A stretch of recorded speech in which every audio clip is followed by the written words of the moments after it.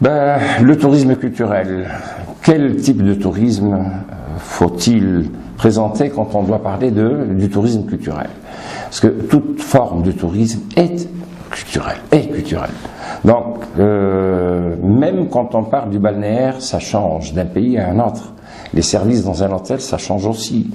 L'hôtel en soi, son architecture, le milieu, là où il se trouve, ça fait partie d'une culture, d'un milieu, d'une ambiance, d'un environnement complètement différent par rapport à celui du touriste. Et aussi des touristes de leur provenance. Qu'est-ce qu'un touriste cherche quand il vient ici? Donc c'est à nous de créer, de préparer en fonction des mentalités, des cultures. Un Chinois n'est pas un occidental. Quand on dit l'occidental, ça peut être un Africain, ça peut être un Européen d'une culture complètement différente de celle des Chinois. Les Asiatiques, d'une façon générale, par exemple, cherchent tout ce qui est immatériel. L'histoire, elle est complètement différente de la leur. Notre histoire est différente. Notre cuisine, nos produits alimentaires, la façon de présenter, et même l'accueil est complètement différent. On parle toujours d'une chaleur humaine, etc. Ça, on le trouve partout. On exagère avec tout ça, comme si on était les seuls et uniques à être les chaleureux, avec nos airs festifs, etc. Non, on n'est pas les seuls. Soyons réalistes, mettons les pieds par terre, comme tout le monde, parce qu'on se croit encore dans les années 60. La mentalité a changé. Les touristes des années 60, 70 et 80 ne sont plus les mêmes. Il faut préparer maintenant un tourisme à des jeunes. Et un jeune, qu'est-ce qu'il cherche? Les loisirs. Donc parler de tourisme, c'est parler aussi de culture.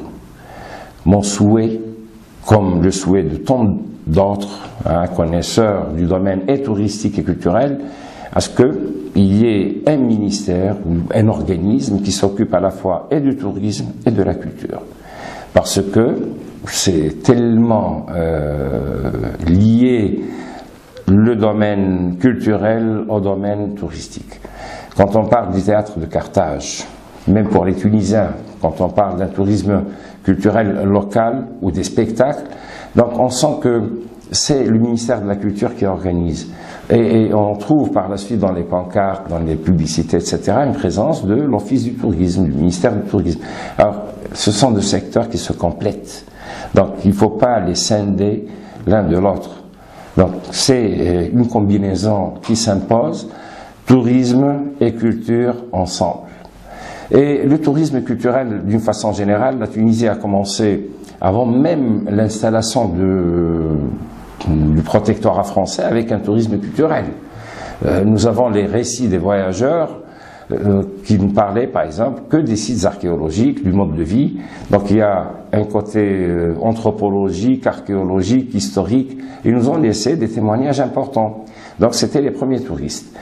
Et le tourisme, le premier, disons, tourisme qu'on avait connu avec la présence coloniale, c'était un tourisme, ce qu'on appelle de nos jours, de santé.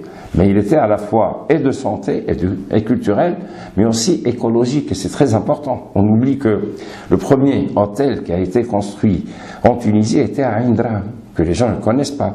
Donc on a commencé ou démarré avec Indra. Donc c'est à la fois la santé, la nature, le paysage, chose que par la suite, on a, nous, après l'indépendance, délaissé.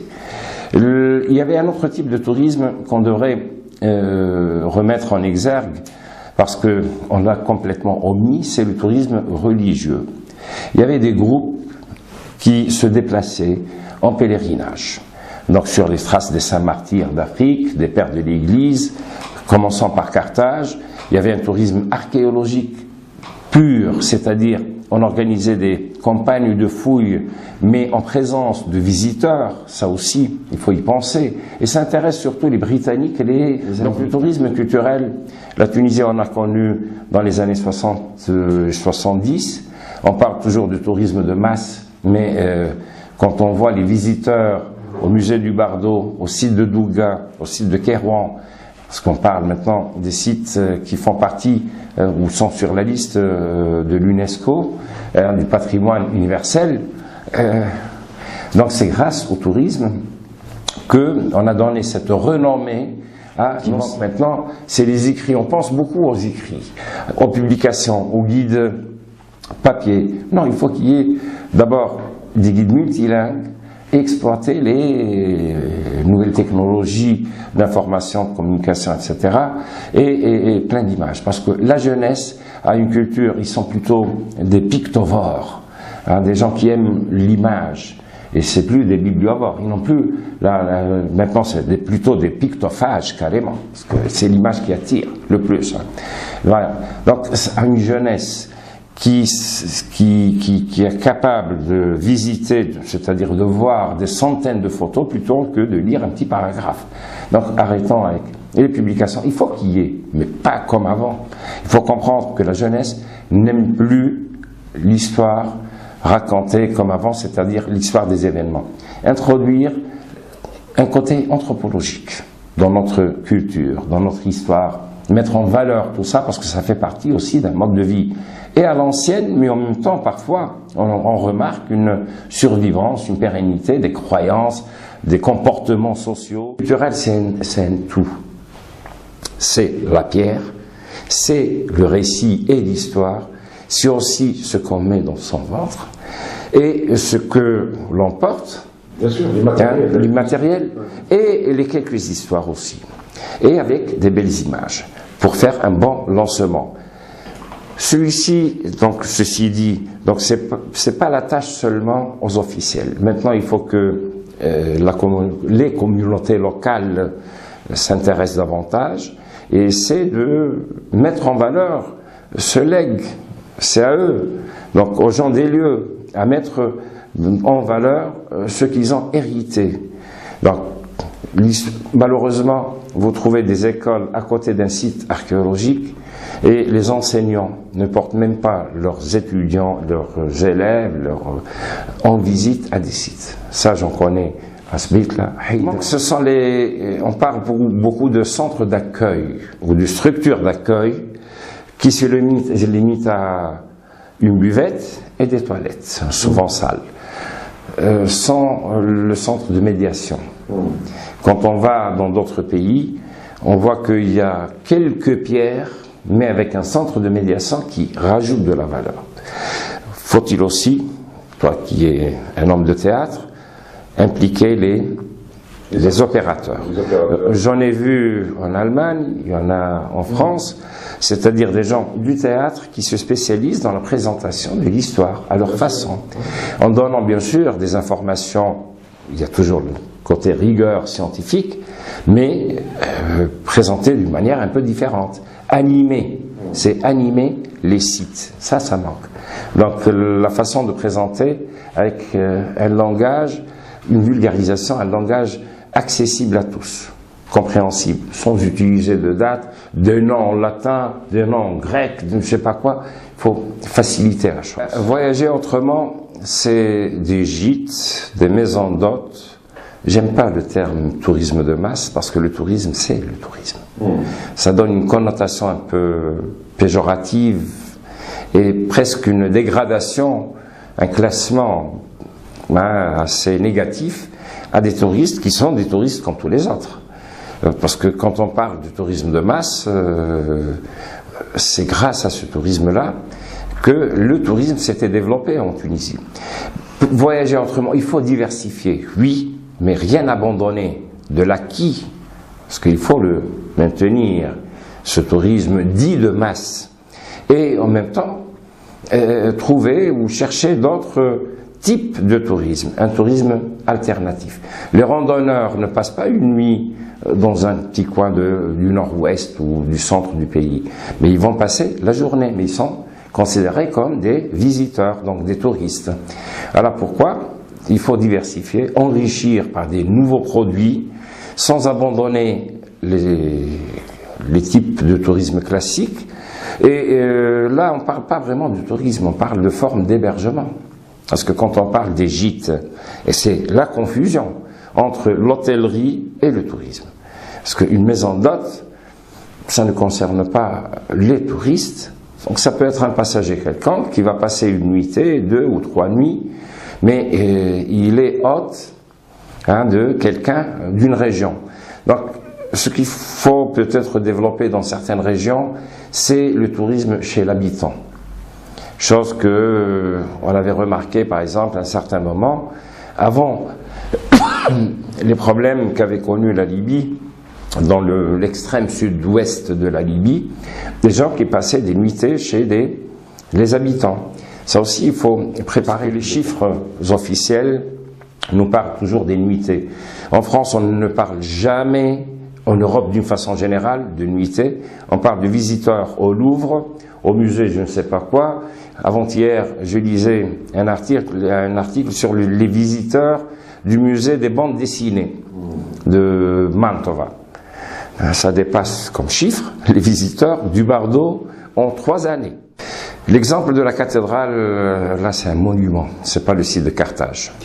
L'archéologie d'une façon générale, la gestion doit être toujours celle de l'État pour des raisons claires. On n'est pas encore préparé, même juridiquement, parce qu'il va y avoir certainement des travaux, des fouilles, etc. Et là c'est le rôle et des chercheurs, des universitaires.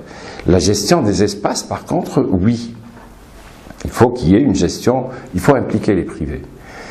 Je préfère dire il faut impliquer les associations. Parce que dans chacune des régions, et c'est ça le problème, c'est qu'on n'a pas encore su impliquer les autorités locales. Les municipalités doivent jouer un rôle très très important. Bientôt la gouvernance locale. C'est ce qu'on veut. Parce que quand vous allez en Allemagne, chaque commune a un département qui s'occupe du tourisme. Dans chaque commune, il n'y a pas cette centralisation. Donc les décisions doivent être prises par les intéressés directs. Donc dans chaque région, eux, ils savent, les gens savent ce qu'ils ont d'abord, et ils vont exploiter de la meilleure façon, disons la meilleure façon, ce legs, et ne pas fermer les portes aux locaux. Là, je parle, j'ai des exemples en tête, hein, je ne veux pas citer les quelques exemples, mais d'une façon générale, il faut que les gens savent bénéficier de ce bien pour mieux aussi le préserver et le conserver. Parce que sinon, ils vont se sentir exclus, comme s'ils ne sont même pas concernés, et revoir aussi les tarifs pour les visiteurs dans les sites. Un local, normalement, devrait être où son accès est gratuit. Un local qui habite tout près d'un site. Ceux qui viennent de l'intérieur de notre région, un autre tarif. Pour les étrangers, c'est ce qu'on pratique un peu partout, en Égypte par exemple. L'Égyptien paye le 1/5 de l'étranger, parce que j'ai eu l'expérience. Donc vous voyez, alors, il faut encourager les gens à ce que, de cette manière, à ce qu'ils préservent leur patrimoine. Il faut exploiter les espaces, ouvrir les espaces à des événements, créer l'événement, pour mieux préserver. Parce qu'un monument occupé par une administration, je vais citer l'exemple de l'église, je prends l'exemple des maisons de Tunis. Il faut que, quand je vois l'exemple pour moi le meilleur dans l'ASM, ou le siège de l'ASM, la partie administrative, son vie, inertie totale, parce que c'est l'administration, les écuries qui étaient destinées aux quadrupèdes, je sais pas quoi, au club Tahar Haddad, plein de vie. Donc, il faut donner à ces espaces l'occasion de revivre autrement à partir de quelques événements, les conférences, les expositions, etc. etc. Bien sûr. Voilà. Quand on voit Dar Hassin, il y a l'administration de l'INP, l'Institut National du Patrimoine, et quand vous voyez par exemple, je sais pas, le Rachidia, le Driba, c'est autre chose. Donc, essayer d'exploiter autrement les monuments, loin de l'administration, parce que on n'arrive même pas à les restaurer par la suite, et avec surtout le milieu humide de la Médina, donc ça risque un jour ou l'autre, ça risque le délabrement. On a l'exemple d'Ar Ben Abdallah, le musée est fermé depuis des années, Torbat el-Bey, etc. Voilà. Donc quand on met ces monuments, c'est-à-dire qu'on exploite autrement ces monuments-là, on va leur donner vie, les aider aussi à survivre